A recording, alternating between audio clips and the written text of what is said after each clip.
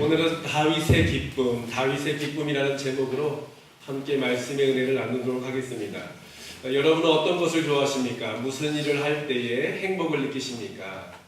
우리는 내가 좋아하는 일, 내가 즐기는 일을 가르쳐 취미라고 합니다. 어떤 분들은 낚시를 좋아하시고 등산을 좋아하시기도 하고 운동을 좋아하시는 분도 계실 것입니다. 또 먹는 것을 좋아하시는 분도 계시고 아니면 쇼핑하는 것을 좋아하시는 분도 계실 것입니다. 사람은 자기가 즐거워하는 일에 많은 것을 투자합니다. 돈을 들이고 시간을 드립니다. 그러면서 얻는 기쁨으로 인하여 만족하게 되는 것이죠. 제가 얼마 전에 인터넷을 보고 있는데 놀라운 광고 하나가 떴습니다. TV를 팝니다 하는데 TV 한 대가 2,100만 원짜리였습니다. 깜짝 놀랐습니다. 아니 2천만 원 넘는 TV가 있는가? 사실 저희가 TV를 얼마 전에 구입을 했거든요. TV가 고장나가지고 40만 원짜리 TV를 구입했는데 40만 원짜리만 해도 충분히 좋고 아주 요즘에 기술이 얼마나 좋은지 놀랄 만큼 아주 신세계를 경험하고 있습니다. 근데 과연 2천만 원짜리 TV가 어떤 TV길래 이렇게 비싼 가격에 팔리나 하고 봤더니 크기는 85인치였습니다. 85인치였고 화질은 요즘에 뭐 4K, 뭐 울트라 HD 화질이라고 하는데 그거보다 한 단계 더 업그레이드된 8K, 그러니까 이제 4K 비교해서 한 4배 정도 화질이 좋은 그런 TV였습니다. 아무리 TV가 화질이 좋은들 뭐 큰 차이가 있겠습니까? 그리고 화면 크기도 뭐 한 30인치 정도 차이가 나는데 무려 제가 샀던 TV보다 50배 이상 비싼 TV였습니다. 더 놀라운 거는 그 TV를 사는 사람이 많았다는 것입니다. 한 대 2천만 원짜리 TV. 여러분 사실 의향이 있으십니까? 참 놀랍지 않습니까? 왜 이렇게 비싼 돈을 주면서 별반 차이 없는 그 TV를 살까? 조금 더 좋은 화면을 보고 싶은 사람의 욕심이 있기 때문이 아닌가 생각됩니다.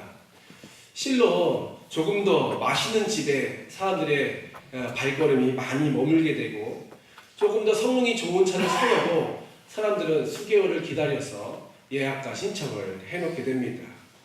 조금 더 내가 가지고 있는 것보다 조금 더 나은 삶을 위해서 많은 것을 투자하고 노력하는 것이 인간의 심리라는 것이죠. 근데 또 역설적으로 아름다운 이 밤하늘을 바라보면서 더 거액의 돈을 지불하는 것을 사람은 원치 않는 것 같습니다. 저희 아이들과 가끔 제주대학교 좀 올라가다 보면 별빛 누리공원이라는 곳을 찾습니다. 참으로 아주 밤하늘에 펼쳐진 그런 은하수라든지 별자리의 세계가 참으로 놀라웠습니다. 자, 입장료도 싸기 때문에 저희 가족이 다 가도 10,000원이 채 안 되는 돈으로 6 식구가 즐길 수 있는데 만약에 관람료가 100만 원이라고 하면 갈까라는 생각을 해봤습니다. 아무리 아름다운 그런 자연 환경이 내 앞에 펼쳐져 있다 할지라도 많은 비용을 지불한다면 사람들은 선뜻 그것을 찾지 않겠죠. 우리가 먹는 음식보다 가장 좋은 음식, 우리의 생명을 유지할 수 있는 깨끗한 물을 위하여 여러분 물 한 잔을 위해 여러분 100만 원, 1000만 원을 투자할 의향이 있으십니까? 그렇지는 않다는 것이지요. 결국 사람들보다 조금 더 나은 것을 얻기 위해서 우리는 많은 것을 투자하지만 완벽한 것을 위해서는 투자하는 그런 사람들이 별로 없다는 것이 큰 문제라는 것입니다. 오늘 한 사람이 등장합니다. 이 사람은 무엇 때문인지 아주 기뻐하고 즐거워하고 또 감격하고 있습니다. 그 사람의 이름은 바로 다윗이었습니다. 다윗이 얼마나 기쁜 일을 만났는지 85인치 TV를 샀을까요? 아니면 세상에서 제일 좋은 음식을 먹었을까요? 무엇 때문인지 잘 알지 못하지만 너무나 큰 기쁨과 함성과 환호를 하고 있는 것을 바라봅니다. 본문 말씀을 보면요, 얼마나 기뻤는지 제사장들이 6걸음을 떼자 소와 송아지를 잡아서 하나님께 제사를 드렸다라고 표현되어 있습니다. 아이가 6걸음 걸음마를 했을까요? 그것이 아니라는 것이죠. 제사장들이 6걸음만 걸었을 뿐인데 소와 송아지를 제사로 드리고 있고 자기가 입고 있던 배옷, 이 배 에봇이 벗겨질 만큼 화도와 기쁨으로 춤을 추고 있습니다. 여러분 춤을 춰보신 적이 있습니까? 옷이 벗겨질 만큼 내 옷이 줄줄 흘러내리는 것도 모를 만큼 기쁨으로 춤을 추신 적이 있으십니까? 만약에 로또에 당첨됐다고 하면 춤을 출 수도 있겠지만 이렇게 춤춘 경험이 거의 없지 않을까 생각됩니다. 그리고 또 성경을 읽다 보면 환호와 함성을 질렀다라는 표현이 있고 나팔을 불었다라는 표현도 있습니다. 그리고 정성스럽게 처소를 준비하였고 또다시 번제와 화목제를 드렸고 온 백성을 여호와의 이름으로 축복하였고 또 온 백성들에게 남녀를 막론하고 떡과 고기와 건포도를 나눠주었다라고 기록되어 있습니다. 이렇게 기쁨으로 온 백성을 축복하고 자신의 삶을 아주 기쁘게 생각했던 다윗, 무엇 때문일까요? 그 이유에 대해서 성경은 간단하게 기술하고 있습니다. 하나님의 법궤가 이스라엘로 들어왔기 때문이다 라고 말씀하고 있는 것이죠. 다윗이 왕이 된 것은 사무엘하 5장에 기록되어 있습니다. 우리가 읽었던 6장 바로 앞에 보면 다윗이 30세에 유다 왕이 되었고 7년 6개월이 지난 후에 온 이스라엘의 왕이 되었다라고 기술하고 있습니다. 온 왕이 되자마자 첫 번째 했던 것은 자기의 왕궁을 세우는 것이었습니다. 신하들이 얘기합니다. 저 예루살렘, 그 예루살렘 성을 지금 여부수 민족이 차지하고 있습니다. 그 여부수 민족을 쳐들어 가시지요 라고 얘기합니다. 사실 여부수 민족이 예루살렘 성을 차지하고 있었을 때는 아주 견고한 힘을 가졌을 때입니다. 많은 민족들이 예루살렘을 차지하려고 노력했지만 여부수 민족이 얼마나 강한 성을 가지고 강한 전투력을 가지고 있었는지 많은 민족들이 그 여부수 성을 차지하기란 쉽지 않았습니다. 그때에 많은 그런 다윗의 충신들이 물을 길러가는 그 길목으로 가면 차지할 수 있을 것입니다 하고 나서 끝내 그 여부수 민족이 차지하고 있던 그 예루살렘 성을 이제 정복하게 됩니다. 그리고 나서 이 승전 소식이 주변국에 들리자 두로 왕은 다윗에게 축하의 메시지로 백향복을 보내온 반면 가까운 이웃이었던 블레셋은 이 왕권을 두려워한 나머지 전쟁을 일으킵니다. 두 차례에 걸쳐서 블레셋과의 전쟁을 치르는 과정 가운데에 다윗은 놀라운 승리의 소식을 또 얻게 되고 점점 이스라엘 왕국이 강성케 되는 것을 경험하게 됩니다. 어떨까요? 내가 전쟁에서 승리했습니다. 내가 모든 민족 가운데에 아주 높은 나라로, 강한 나라로 이제 서게 됐습니다. 제가 왕이라면 제 공로를 치적하기 위하여 기념비를 세우든지 아니면 자신의 그 업적을 치하하기 위하여 백성들로 하여금 아주 승전부를 크게 울리도록 할 텐데 다윗은 이 승리의 소식에 심취하지 않고 근심과 고민을 하게 됩니다. 나는 이렇게 기쁨으로 다윗성에서 기쁨으로 지내고 있는데 나는 이렇게 승리의 소식을 얻었는데 과연 하나님의 법궤는 어디에 있단 말인가 라는 궁금증이 생기게 되고 염려가 생기게 되었습니다. 승리의 소식에 심취하지 않고 하나님의 궤를 걱정하게 된 것이죠. 수소문 끝에 아비나답이라는 사람의 집에 법궤가 있는 것을 발견하게 되었고 7장 초반절에 보면 3만 명이나 되는 사람을 이끌고 그 법궤를 가지러 오려는 마음을 갖게 됩니다. 여러분 법궤 하나의 무게가 얼마나 되겠습니까? 법궤가 뭐 그렇게 크지도 않습니다.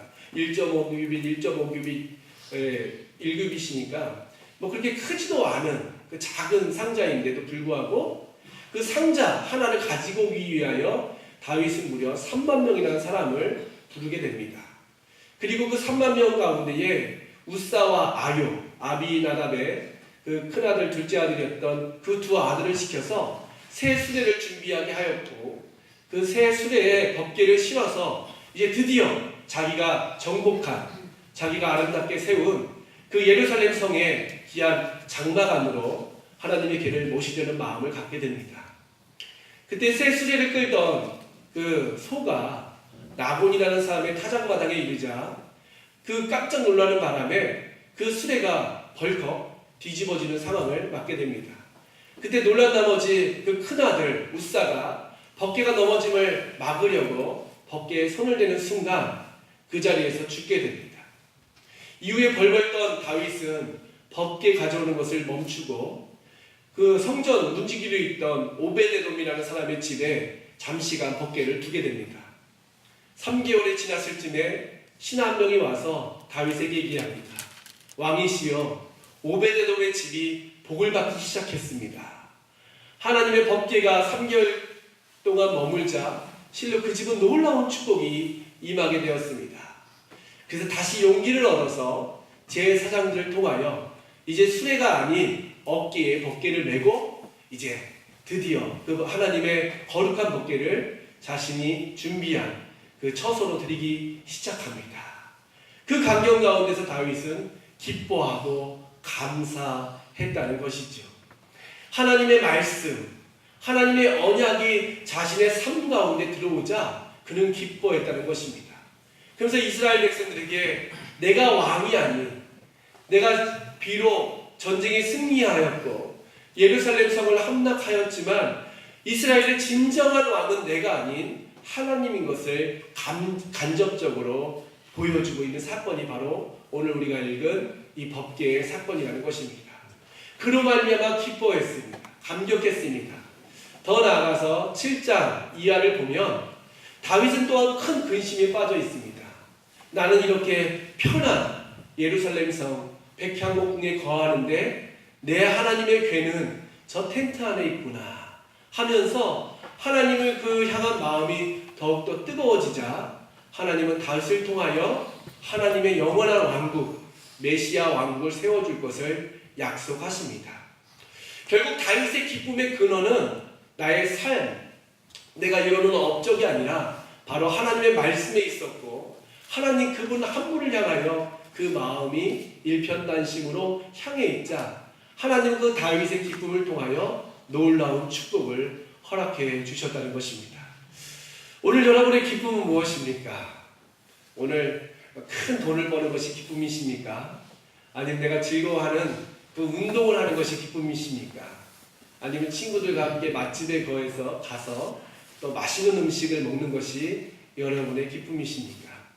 다윗의 기쁨처럼 하나님 말씀을 향한 기쁨을 다시 한번 회복하는 것은 어떨까요? 내 마음 가운데에 꿀송이보다도 더 단 하나님의 말씀으로 인하여 즐거워하고 하나님 한 분만으로 만족할 수 있는 귀한 하루를 보내시면 어떻겠습니까? 주님 한 분, 주님 당신만으로 인하여 나는 만족하고 감사하고 기뻐합니다. 이런 고백을 온전히 올려드릴 수 있는 귀한 하루, 또 귀한 사랑하는 통로님들의 삶이 되시기를 주님의 이름으로 축복합니다. 우리 같이 한번 이 시간 기도하기로 합니다. 내게 십자가밖에 자랑할 것이 없다라고 고백했던 바울처럼 하나님, 오늘 내 삶의 기쁨의 이유가 내가 아닌 하나님이 되게 하옵소서. 주님의 말씀으로 인하여 기뻐하게 하시고 임마누엘 하나님께서 나와 함께 하심으로 인하여 감사할 수 있는 귀한 하루의 삶이 되게 하여 주옵소서.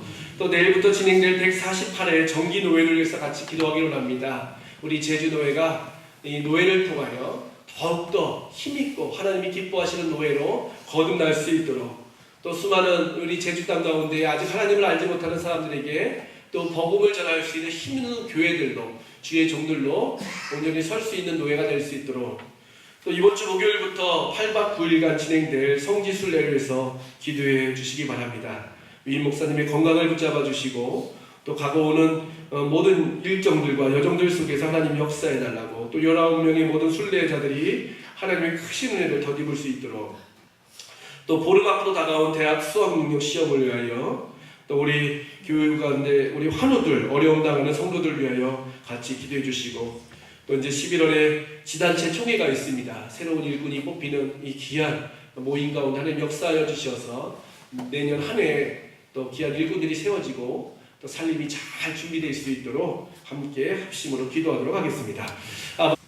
은혜와 자비 하나님 감사와 찬양을 돌려드립니다. 이 새벽에 저희를 부르시고 주님 전에 나와서 함께 기도하며 또 우리의 마음의 소원을 알을 수 있도록 인도해 주시는 을 감사합니다.